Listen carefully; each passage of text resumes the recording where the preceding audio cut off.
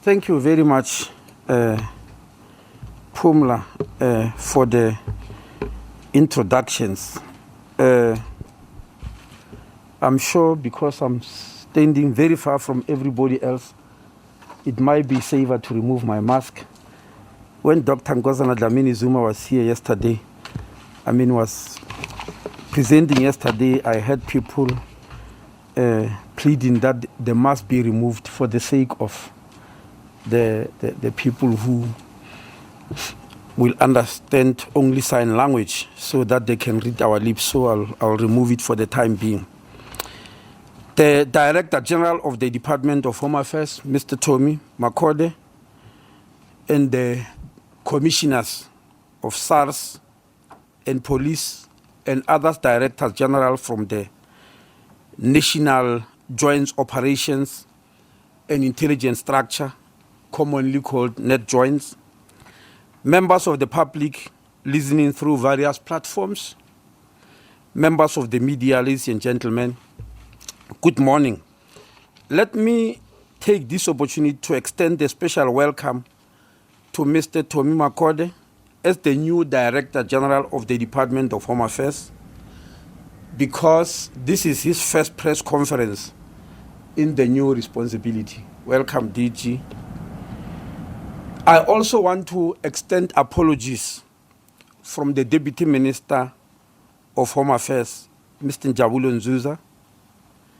He will not be joining us today, and perhaps maybe for the next 2 weeks or so, because yesterday he tested positive for COVID-19. He's isolating at home. He's still symptomless. Just quarantined at home, away from the rest of the family. We wish him a very speedy recovery during these trying times. We have called this press conference to achieve two objectives. Number one, to inform members of the public who will be crossing our land borders from the 2nd to the 14th of January 2021 about the plans in place to facilitate smooth movement. Our message will specifically target those who will be crossing the border into South Africa from our neighboring countries. But number two, we want to provide facts about the port operations, especially as it pertains to the busiest land port of entry in our country, the Beitbridge border post, because it became apparent last week that lots of things are really not understood the way they should. In the period around Christmas last week, from the 23rd to the 26th of December 2020, events at Beitbridge generated a lot of news around the country, spilling into our neighboring countries and even going abroad. Needless to say, the massive congestion that was observed at Beitbridge was quite unusual, even by the standards of this time of the year, where we usually get lots of people crossing the border. But what generated news, which unfortunately were mostly negative, was the debate about what people thought was the reason behind the congestion. Many factually inaccurate stories peppered the news and caused a lot of confusion. Among these inaccuracies were claims that the government, particularly the Department of Home Affairs, failed to plan ahead and should have foreseen that this year there will be a lot of travelers crossing the border back to their homes into neighboring countries, because they never had an opportunity to go home during for a long time because of the lockdown. It was also claimed that as a result of the lack of planning, 4 or 5 truck drivers died of dehydration while waiting in the queue because the state failed to provide water and ablution facilities. The Department of Home Affairs was also accused of scapegoating on truck drivers and blaming them for what is in essence failure of the state to plan. Another common narrative was that many more people died there because of hunger, thirst, and sheer exhaustion as a result of the 3-day congestion. Figures of the people who died or who are said to have died varied from 5, 8, sometimes 10. I even received a phone inquiry about 15 truck drivers who are supposed to have died at Beitbridge border post over those 3 days. Now, these figures were repeated with almost every news bulletin, every news analysis, and other programs all over the media.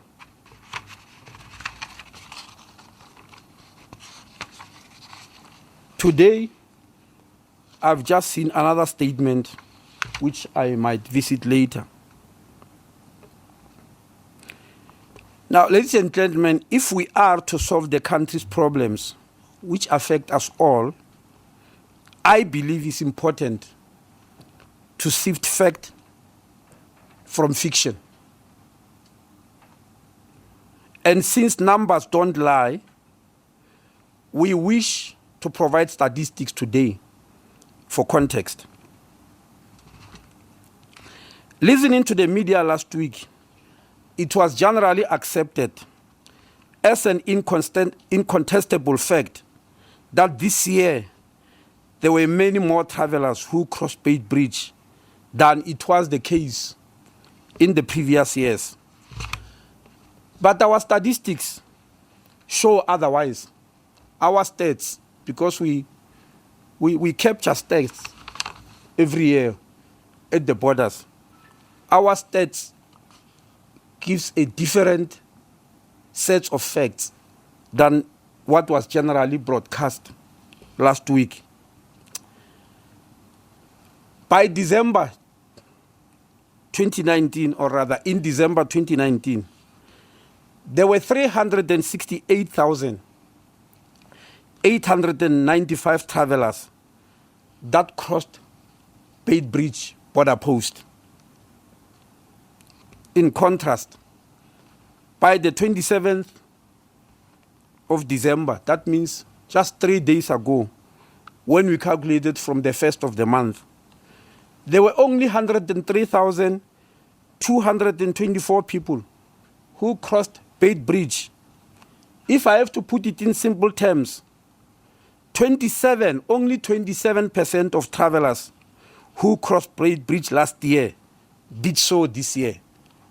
Meaning the number of people who crossed this year were only 27% of those who crossed last year, and of course, the previous years. So it is out of question to claim that this year there were many people who crossed Beitbridge and were not planned for, and that's the results of the congestion. Well, the question obviously will arise as to what then caused the congestion if the number of travelers were much, much fewer this year than the previous years, as indicated by our statistics.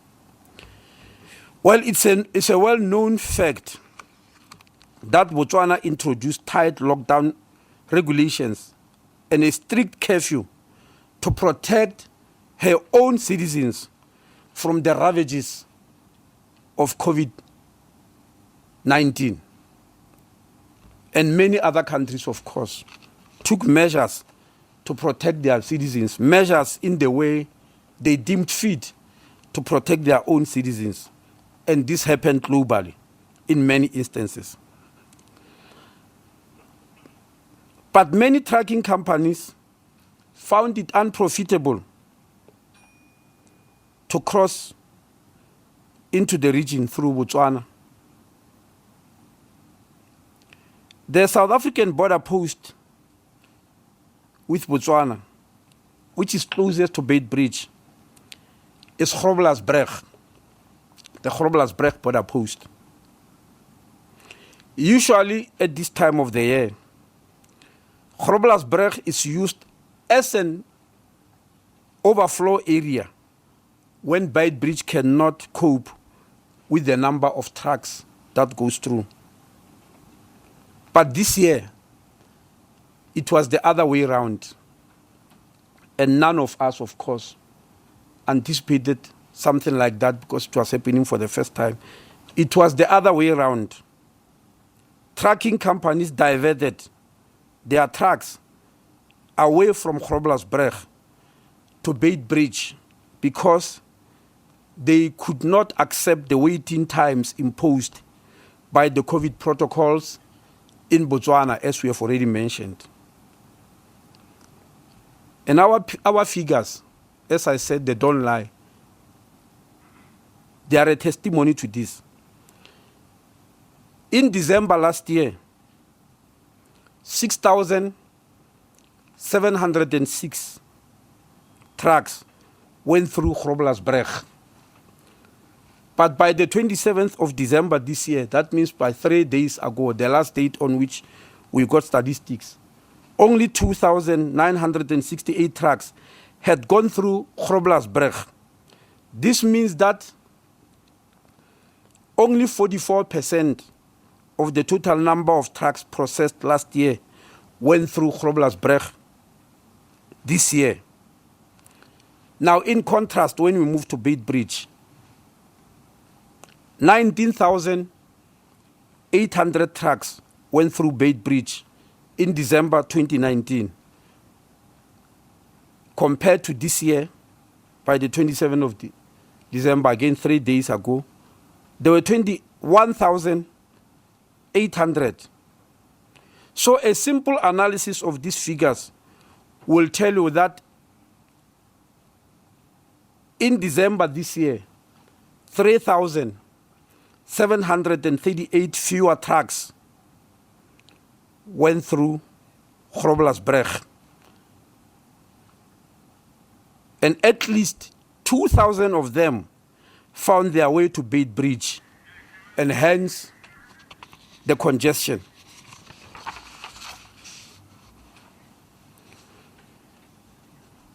Unfortunately, with this increased number of trucks, many truck drivers at Beitbridge panicked. They abandoned all the prior arrangements which were made with the authority for smooth flow of traffic. The normal arrangement which we set up, and I personally went there in November and met with my counterpart from Zimbabwe, and we made sure that these arrangements are followed. So the normal arrangement is that when trucks leave Musina, they don't go directly to the border, but they move to what are called holding areas or truck stops, where they finalize a myriad of documents demanded by SARS and various trade protocols. I must remind the public that for Home Affairs at the border, our job is to check documentation of human beings, not trucks. We don't do that. We check your passport, and that's a matter of seconds. The people who check your documents, and it's a lot of administrative work, is SARS. They are the ones who decide whether goods must pass through or not, whether a truck is allowed to go through, whether it has got a permit to carry what it's carrying. They are the ones who do so. And because it's a lot of work, they try to make sure that most of it is done in the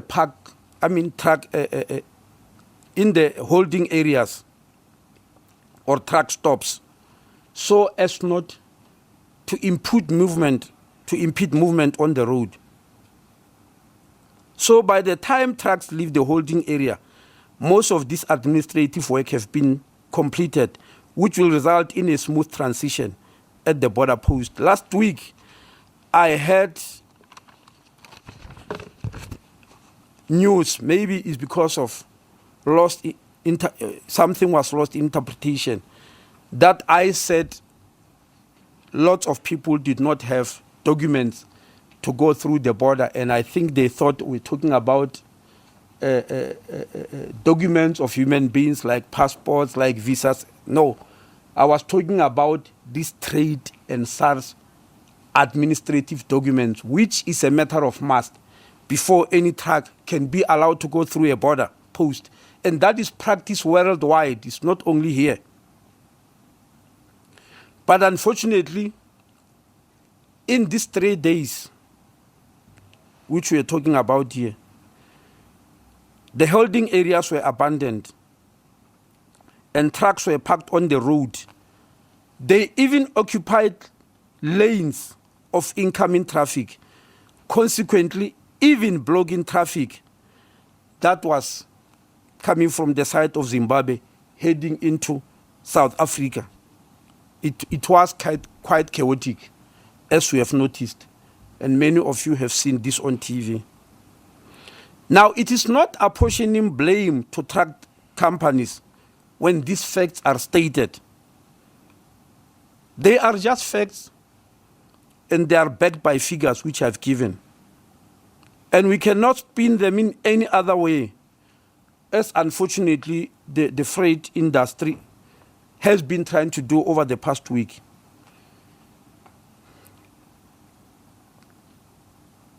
Now, in the holding areas or the truck stops, there is water and there are ablution facilities.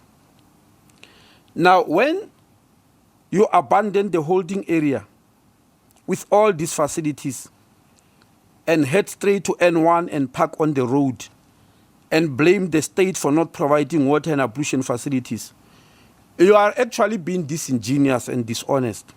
But unfortunately, people who are listening and who don't know these normal arrangements will of course believe you.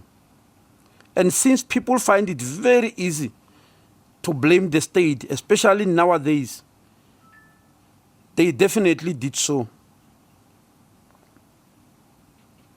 And of course, putting the blame on the state became the main news bulletins over those 3 days. It is as if the adults who were driving these trucks are ordinary schoolboys with no responsibility of their own, who need to be shepherded every single moment they are on the road.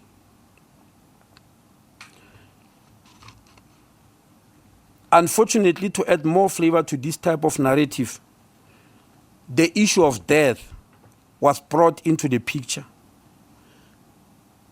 And unfortunately, in a very unfortunate manner. It was reported that 4 or 5 truck drivers, depending on who you were listening to, have died of dehydration, hunger, or exhaustion while waiting in their trucks. Now, ladies and gentlemen, death is a very emotive issue which flares up passions to those who are listening. These emotions easily turn into anger because it is traumatic and psychologically debilitating to be listening to stories of death continuously. This, of course, needless to say, generate anger against the state because it is generally regarded that it is the state which is responsible of such death. I want to be understood. We are not advocating that where death occurs, it must be hidden from the public. That is not what we are saying. But the story about the alleged death of truck drivers was promptly broadcast by the Road Freight Association, and of course, as expected, picked up by the media and distributed all over the country and our neighboring countries, and of course, even countries abroad, because we got inquiries in the Department of Home Affairs to that effect. And needless to say, it will go into history books, where it will be very, very difficult, if not impossible, to expunge, even when new facts come to the fore. Now, the Road Freight Association is an important stakeholder in the border environment because they are the owners of the trucks and hence are to be taken seriously, as they should. So strong was their message about the death of 5 truck drivers that they even called upon the president of the country to intervene. Now, as I said, once you mention the issue of death, it goes into history books. It so happened that just an hour ago, a statement has been released by 2 freight associations, not only in South Africa, but in the whole region and in the whole continent, if I'm not mistaken, who are rehearsing this story of 5 truck drivers who died and calling upon the state to bring an end to this. Now, ladies and gentlemen, I'm narrating this story because, as I said, death is a very emotive issue, something that we don't want to see. So in our bid to ascertain the veracity of the claims placed strongly in the media, in the media space by the Road Freight Association, the Department of Home Affairs wrote to the CEO of the association asking him to provide the names of the truck drivers who he had said had died at the border. Yesterday, the CEO referred us to a police officer in Limpopo instead of giving us the names. Well, we phoned this police officer and he told us that he doesn't know where all this is coming from and why we are being referred to him. So the department contacted the Department of Health in Limpopo, who usually work with the police at the border whenever there is a death case. Both the police and the Limpopo Department of Health have a record of a death of 1 truck driver, which we all know about, and we have got the name here, and his family actually disclosed what the cause of death was. So the family knew the cause of the unfortunate demise of their loved one, and they never tried to play politics with it. Now, ladies and gentlemen, Beitbridge is an area of intense human activity where there are many people involved in diverse activities. There are truck drivers there are taxis there are people who hike, there are hawkers, there are people who have crossed the Limpopo River to come and receive treatment in the neighboring hospital in South Africa, especially Musina. Of course, there's a lot of wheeling and dealing in that type of environment. And it will be expecting a miracle to believe that such an area of intense human activity or have some form of mortality at some time or the other. Indeed, most of the people who might have demised at Beitbridge, if I may add, do not do so because there is congestion. It's a whole year event which has got nothing to do with road congestion, as it was widely reported over the Christmas period. The border area is regarded as an area covering 10 kilometers inland, a radius of 10 kilometers from the borderline. In the case of Beitbridge, the area we call the border stretches from the Limpopo River inland 10 kilometers into the town of Musina. So apart from the truck driver who demised on the 23rd of December 2020, that is the day on which the congestion peaked, the other deaths occurred long before the increased activity associated with holiday season. So there was, of course, some mortality which had nothing to do with truck driving, which, as I said, occurs throughout the whole year. And in the month of December, it occurred on the 8th of December, on the 13th of December, on the 14th of December, and on the 22nd of December. As you can see, it was long before the period of the congestion. On the 23rd and the 24th, the death that occurred, as we said, is the one unfortunate truck driver which I've already mentioned, and two other people who have got nothing to do with the truck industry. But of course, for obvious reasons, I won't be able to disclose their cause of death. And we have got their names. That's why we wanted to chase the names of these 5 truck drivers, because we have got the names of all the others.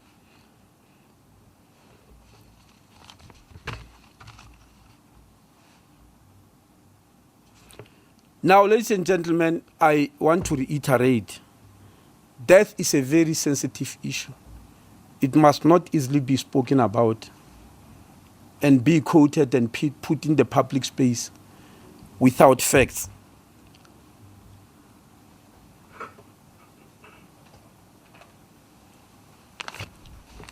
An hour ago, as I've said, I just saw a new media statement released by 2 other trucking associations, freight associations.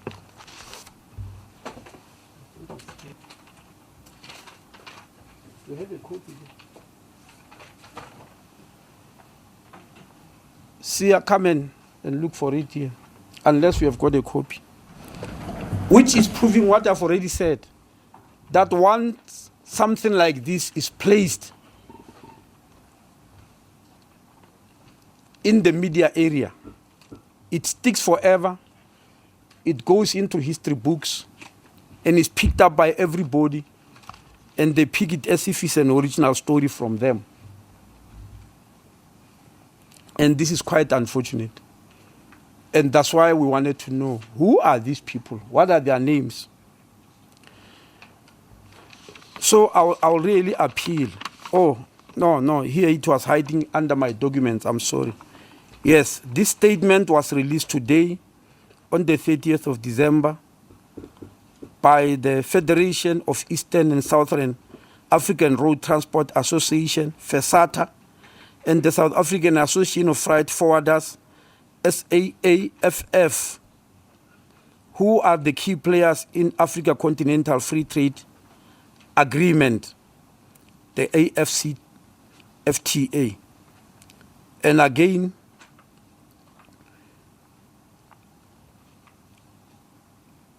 they were talking about these tragic deaths of truck drivers. So the story has stuck in. Now, regarding the plans from the 2nd of January 2021, which is in about 3 days' time, to the 14th of January, the middle of the month on which we believe activity at the borders will not be very intense. We hope that there will be common sense cooperation between the freight associations and the authorities, which doesn't include propaganda. It will serve neither the country, the freight industry, nor the state if we continue on the propaganda mode. Well, one of the facts that are well known is that SARS on the South African side, and you can confirm with the commissioner here, are fully automated and can process as many trucks per hour on any one day. While unfortunately, on the Zimbabwean side, it is still largely manual process, with only trucks per hour being able to be processed, and at most 30 trucks at peak performance. So the South African side cannot send more trucks than the Zimbabwean side can handle. So when truckers leave the holding area to get hastily to the border with the vain hope that they'll be able to pressurize South Africa the South African authorities to process them as quickly as possible, they are actually expecting a miracle, because the system works in a cooperative way, like a relay race. In the relay race, you don't issue the baton to the next person before they are ready or before you have reached them.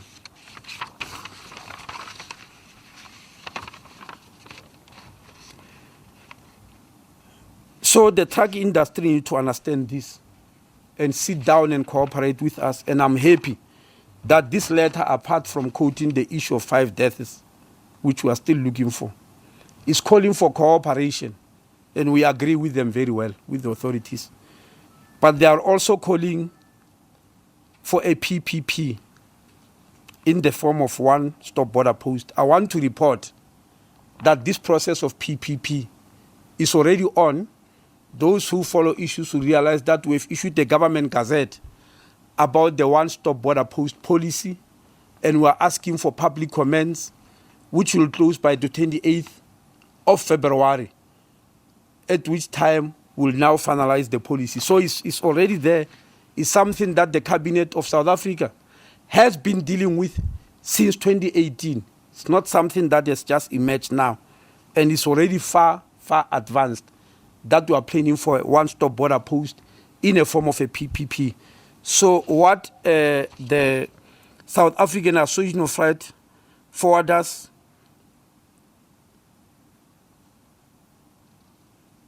are asking for is already something that is in the pipeline and is being planned. Now, the following are our plans for the expected activity when people return back to the country. And these plans are approved by NEDJOINTS, the National Joint Operation and Intelligence Structure of Government. Number 1, the Department of Home Affairs will deploy an additional 160 officials at the 6 busiest land ports of entry to process returning travelers until the 14th of January. And this border post, where the additional 160 officials will be sent, is the Beit Bridge with Zimbabwe, Lebombo with Mozambique, Oshoek with the Kingdom of Eswatini, Maseru Bridge with Lesotho, Fixback with Lesotho, and Kopfontein with Botswana. Number 2, another 60 additional immigration law enforcement officers will be deployed to support the South African National Defence Force at identified high-risk areas along the borderline where people have a tendency to cross illegally into South Africa. The immigration officers and the soldiers will not be there to stop people from coming into South Africa. I must emphasize that. They won't be there to say, no, please don't come into South Africa. No, but they will definitely be there to insist without any fear or favor that anybody wishing to visit South Africa must use the official gates of entry and produce all the requisite documentation. Otherwise, they simply won't be allowed in. Number 3, the Department of Health, via its Port Health unit, will deploy additional Port Health officials to all ports of entry to ensure that only travelers with valid PCR tests are allowed into the country.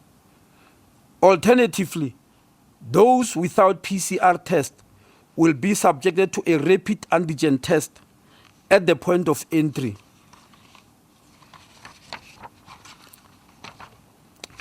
On their own costs. I must emphasize that. Each one will have to pay for their own test.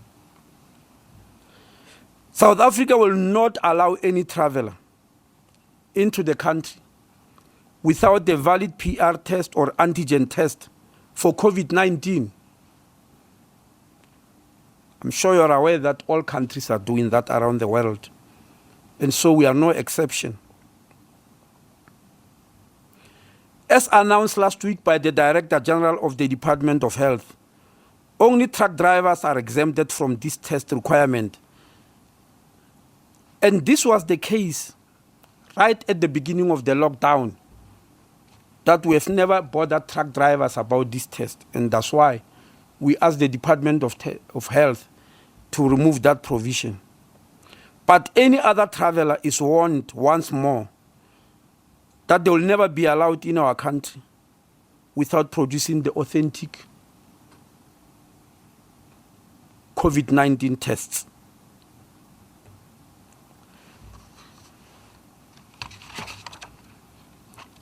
Number 4, more than 259 Port Health officials will be deployed to all ports of entry. An additional 278 community service personnel on contract will also be deployed. The National Health Laboratory Services, or the NHLS, will enlist private laboratories to provide additional support for testing. And the South African Military Health Services has been requested to provide 73 additional military health personnel to help in the testing. So nobody could come and claim that they cannot test because there are no services.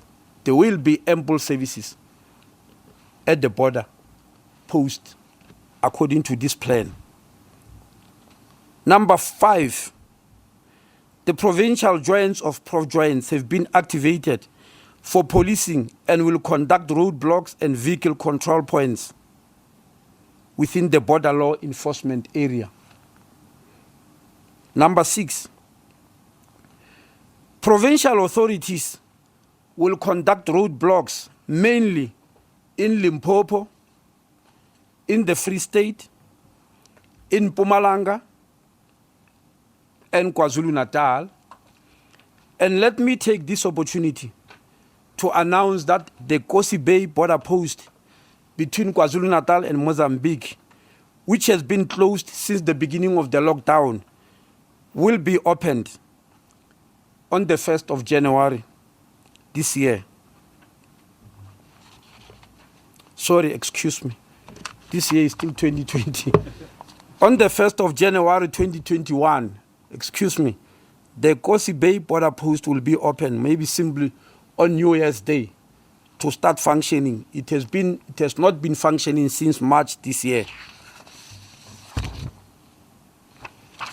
Number 7, the Cross-Border Road Transport Agency will also deploy inspectors at Bait Bridge, Lebombo, Motsoaledi Bridge, and Fixback for the same duration as we have said of 2 weeks. That means from the 2nd to at least the 14th of January. Thank you very much, ladies and gentlemen, for listening to the presentation.